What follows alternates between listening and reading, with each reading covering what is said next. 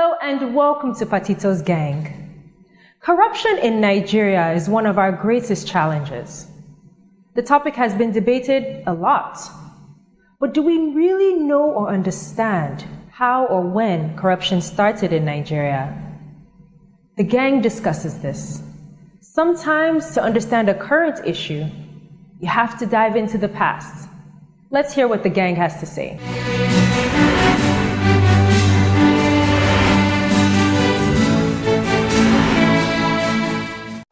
Have you heard the news? Well, back in the 70s, famous Jamaican singer Jimmy Cliff came to Nigeria, and there was a contract dispute and he was thrown into jail. And he went back and had a famous song, Have You Heard the News? As he went to Africa, down in Nigeria, and they threw him in jail.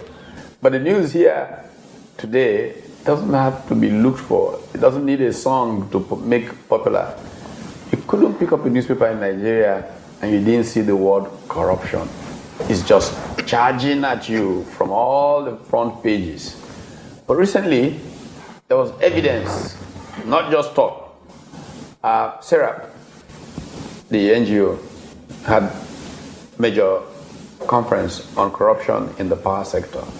It was so damning, I was ashamed to walk the streets, literally, even though I was not involved in it.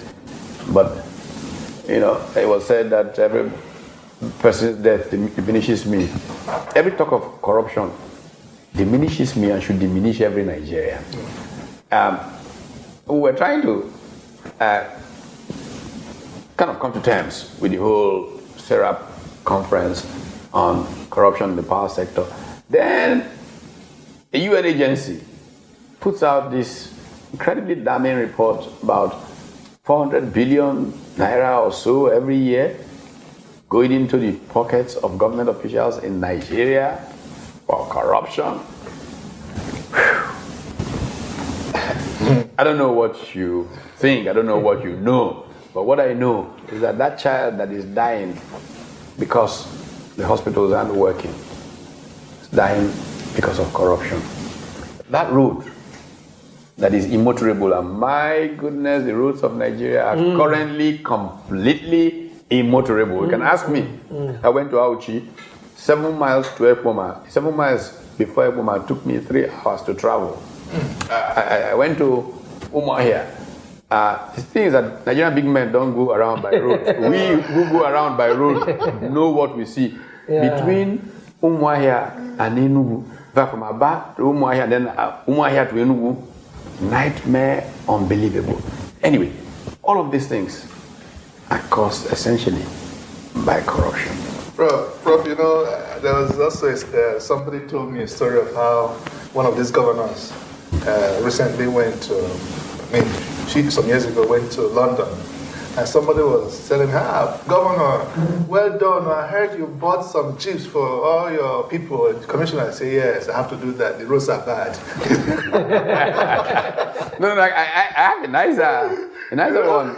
I was campaigning in 2007, and we were traveling by road from Maiduguri down to Yola, and we called on the governor.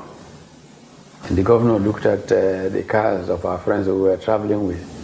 He said, you people don't understand what you are doing. Even though you are from an opposition party, my national spirit says I should give you some cars to help you. Pack those your cars, we'll give you some jeeps to use to go. Because the roads are bad. Because one is that, I don't know, people don't want to build the kind of nation that their children would love to live. Yeah, but what's responsible for this corruption? Is it just that people are wicked, greedy, or is it that the systems are so poor that even a saint is limited? I believe it's a combination of several factors, but two are major. One is failed leadership. When you have a leadership that is self-centered, me mentality, it could provide the groundswell for corruption. Secondly is social injustice. When people feel cheated in the system, the natural human reaction is to cut corners. Where the system plays out very well, based on merit, you can get what you need. You don't need to struggle too much. Discover that it will be nice. In the First Republic, for example, corruption, yes, it might exist, was at a very low level. But the moment the system broke down, we discovered that people now tend to fend for themselves first before the rule. You talk about First Republic. I'll tell you a specific true story told by Ambassador Fafora, who was a permanent secretary, was an ambassador back in those days. A certain minister in the First Republic was traveling from Lagos to Abeokuta, and he had a breakdown, and his car had to go to the mechanic. It was fixed. He got a receipt for the repair of the car, and he came back and filed his receipt and to get his reimbursement. The permanent secretary, in going through, found the date on the receipt by the roadside mechanic to be a Saturday, and queried the minister's right to use an official car on a Saturday. Wow. And the minister would have lost his job if he was another minister. But that minister was so close to Balewa that Balewa called the permanent secretary and was pleading, what can we do? Because it would be terrible if this minister so close to me is sacked. And then they agreed to demote the minister. And he was sent to a smaller ministry, downgraded, for using official car On a Saturday. Wow. This is classic. Wow, this is. How did we go from that to where we are today? This was before the Civil War. Yeah, it was before the Civil War. After the Civil War. I think the military contributed majorly to it because prior to independence, we had two governments, 52 to 56, 56 to 59, or 60 before independence. People were sure, they were certain of their tenure, either as a public servant or as a minister. But when the system changed, and you go to work in the morning, a happy civil servant or a politician, and you come back in the evening, you've lost your job, the orientation changed. For example, the first assault on the civil service that cleaned up quite a number of civil servants Purge of 75, provided the manure, yeah. like a fertilizer. However, we've had that experience. It's lived with us now for more than a generation. Shouldn't we have reached a point where there are counter measures to deal with that trauma of the purge of 75, 76? Because it seems to be a permanent explanation for corruption in our system. And at some point, some people should have risen above, if you will, that particular crisis and begun to develop both preventive and, if you will, the sanctions that deal with these matters. Why is it that corruption seems to even get worse? The more we talk about it, the worse it becomes. I mean, even in this fear of Buhari era, yes. I mean, permanent secretaries and all kinds of people are finding new ways of doing the same thing. Why? That's why I talk of social injustice. Initially, we saw corruption purely as financial. But when you trunchate people in terms of career, in terms of appointment, in terms of allocations, they provide the fertilizer or the manure for people to do get the system. Yes. So to get back at the system, fighting back critical. at the system. Yes. Another thing is critical. what kind of we don't have enough mentors in the system. We need a critical mass of credible people that the younger ones can look up to. Remember the story of a 5-year-old on one of these TV stations. So when the 5-year-old was asked on that TV station what would he like to be when he grows up, he said 419. Yeah, because all the people we saw in the neighborhood who were doing well. Yeah. Of course, we celebrate affluence a lot. Papa Tunde there, he has a 3-story building, and he rides big car, he's 419, and all that. So he would like to be that when he grows up. So he finds that it's And of course, the one that is even shocking is that such persons are even celebrated in churches, in mosques. Okay, now we know with the famous recent case of Zobolo and all of that. Yeah. But and then here the media has a very important role here, because the media confers status.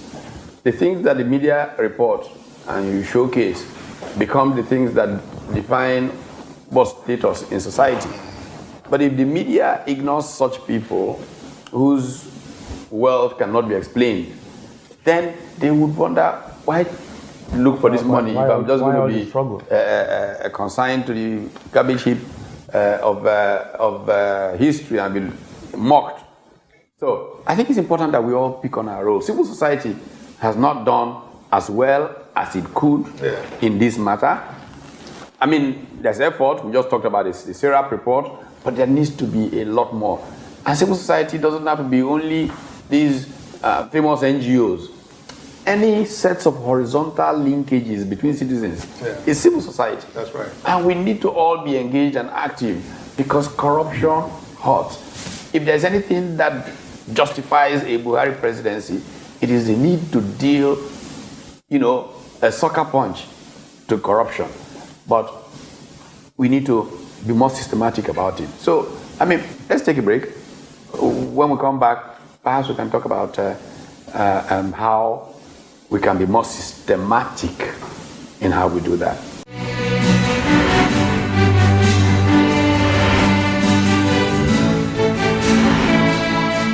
Corruption is the cause of many frustrations we experience in our daily lives. For example, the gang mentioned that our weak healthcare systems, our bad roads, are all results of corruption. What do you think? Let's hear from you. When the government is saying that way, it will be reduced. We don't want people that are just striving to get there. The easiest way of killing corruption here in Nigeria is the leaders doing the right thing that they are voted for to do. Understand? Doing what they are supposed to do over there, like using the money that they signed to them to do the right thing, not saving the money for them to use it and campaign for themselves in the next election. Corruption is a two-way drive. When we talk of corruption, we have to check from the leaders first. Because if you want to fight corruption, you have to fight from the top to bottom. You cannot just fight corruption in one-sided. You check, because most of our leaders now, when we put them into powers, what they just know, they enrich themselves, they forget about the poor masses. In the country now, you can see the poor masses are suffering now, and we are fighting corruption. And they are benefiting, enjoying themselves. So corruption, when we talk of corruption, let's start, everybody has to check he or herself. From home you are living, you check from your children. No, charity begins at home. If you don't start from the grassroots and check yourself, you cannot fight corruption to the bottom end.